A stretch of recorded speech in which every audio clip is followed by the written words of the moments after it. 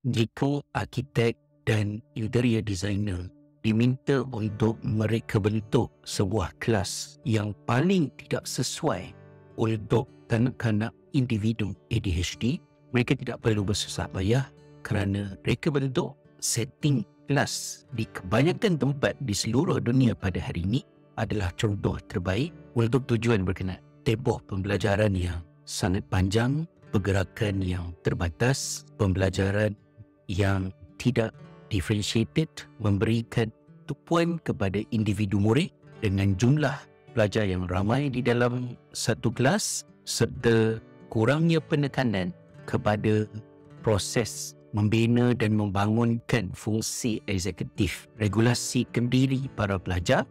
Kesemuanya itu menjadi ramuan untuk kanak-kanak individu ADHD menderita dalam diam di sepanjang pengalaman persekolahan mereka. Lebih membimbangkan, ramai guru yang tidak mengetahui tetapi pengetahuannya terbatas, mengetahui tetapi tidak menerima latihan yang bersesuaian dan cukup untuk memberi sokongan kepada kanak-kanak murid-murid individu ADHD di dalam kelas mereka. Tidak saya nafikan, ada pelbagai keperluan khas di dalam bilik darjah dan setiap satunya signifikan, penting untuk diperkatakan dan tidak ada satu pun lebih penting berbanding satu yang lain.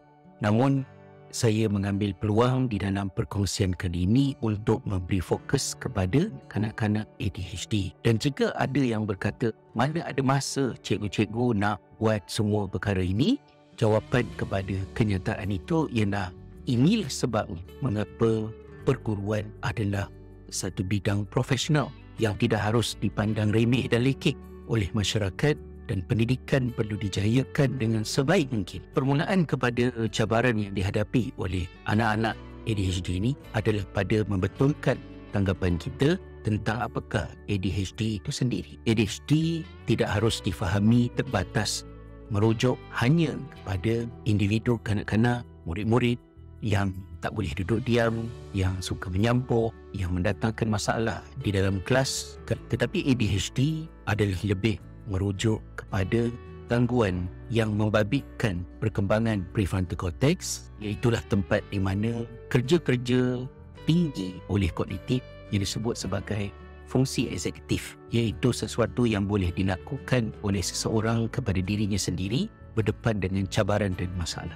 Ia boleh muncul dalam bentuk yang hyperaktif untuk kita lihat dengan mata kasar, tapi ia juga boleh muncul dalam bentuk yang tidak kita sedari sekiranya presentation individu tersebut adalah dalam bentuk inattentive, pasif, pendiam, socially awkward, daydreaming, berangan-angan, sukar untuk memberikan fokus dalam dimensi yang berbeza. Tidak fokus bukan kerana sibuk dengan benda lain yang kelihatan seperti hyperaktif, tidak boleh fokus tetapi dalam bentuk pasif dan tidak disedari.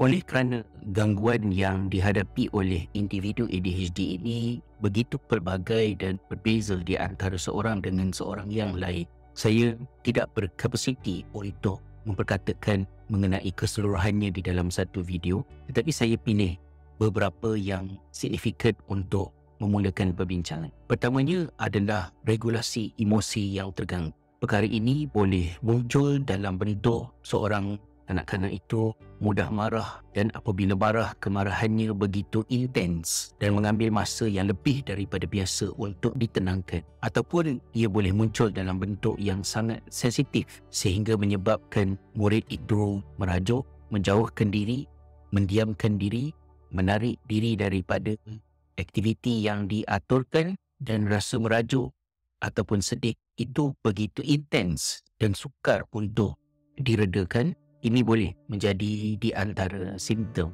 yang dihadapi oleh individu ADHD untuk kelihatan di dalam bilik darjah. Sama seperti impairments yang lain, apa yang dialami oleh kanak-kanak ADHD ini turut juga dialami oleh kanak-kanak lain. Tetapi bezanya ialah kanak-kanak ataupun individu ADHD, impairment mereka ini tidak terikat pada persekitaran tertentu. Dalam arti kata yang lain, keadaan itu berlaku di sekolah, keadaan itu juga berlaku ketika dia dengan kawan-kawan dia di luar sekolah, dan keadaan itu juga boleh berlaku di rumah Dan kalau bagi orang dewasa, di tempat kerja, pada menunjukkan bahawa apa yang terjadi itu kan merupakan reaksi terhadap sesuatu yang secara spesifik berada di luar dirinya daripada persekitaran, tapi ia berpunca daripada faktor dalaman, iaitu tentang gangguan yang terjadi pada fungsi eksekutif di otak individu ini tadi. Elemen kedua yang mungkin boleh dipertimbangkan adalah kelemahan murid-murid ini dari segi mengatur dan merancang pembelajaran mereka, terutamanya apabila ia membabitkan satu projek jangka panjang yang memerlukan mereka untuk mengagihkan masa yang bersesuaian agar kerja yang panjang ini tidak terbeban di saat-saat akhir. Individu ADHD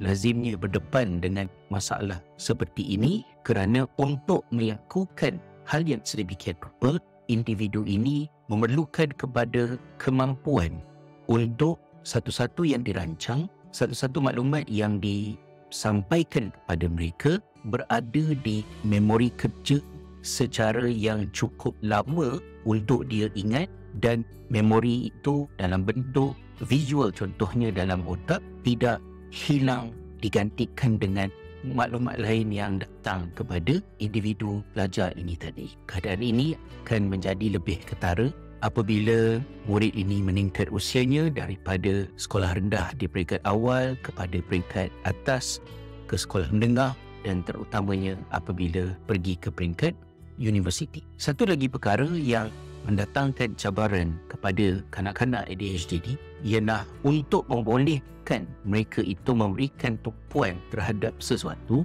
motivasi melakukannya tidak dapat dicetuskan oleh faktor prioriti yang berasaskan kepentingan.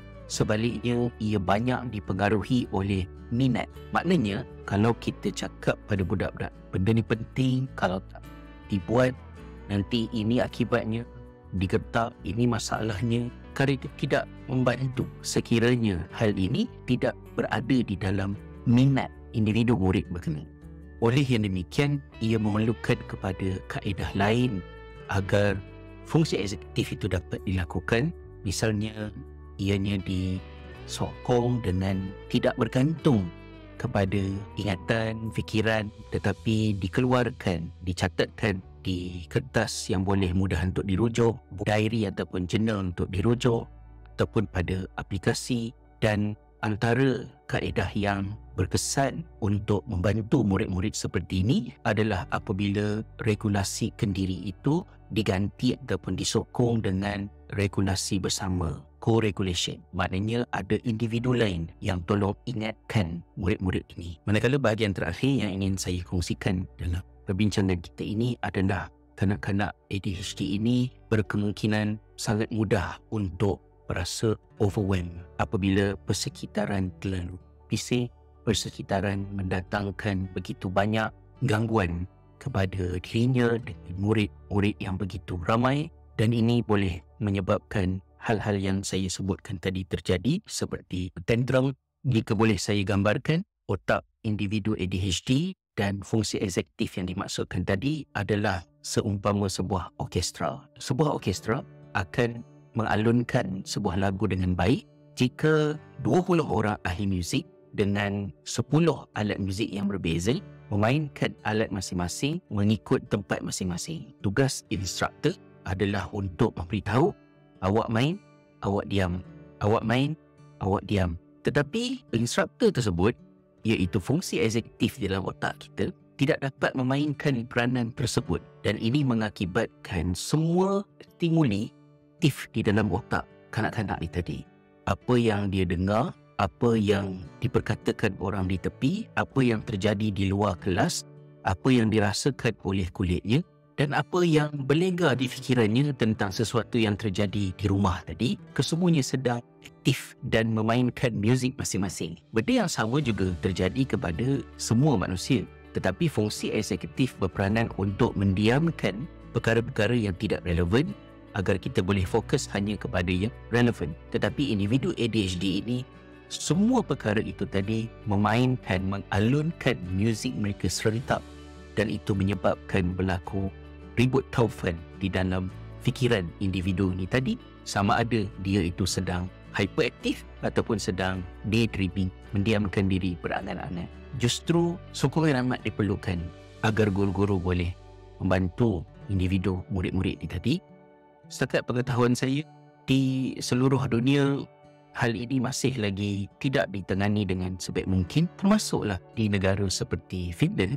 Apabila Finland mengutamakan kaedah open learning space, kelas direka bentuk dalam bentuk yang mempunyai dinding-dinding yang tidak rigid, dinding yang boleh dibuka dan dipasang semula, pembelajaran yang begitu aktif, dan pada masa yang sama juga tanggungjawab yang diberikan oleh setiap guru kepada murid-murid untuk melatih mereka mengambil peranan kawal untuk pembelajaran masing-masing. Perkara itu amat berguna kepada majoriti pelajar, tetapi bagi individu ADHD terutamanya di peringkat awal umur, mereka boleh begitu overwhelmed dan stres dengan setting berkenaan. Setakat ketika saya meninggalkan Finland beberapa tahun yang lalu, perkara tersebut sedang dihalusi dan diberikan perhatian untuk penilaian oleh pihak berwajib di negara berkenaan. Ala kulli hal, setiap individu itu ada cabaran, kelebihan dan kekurangan.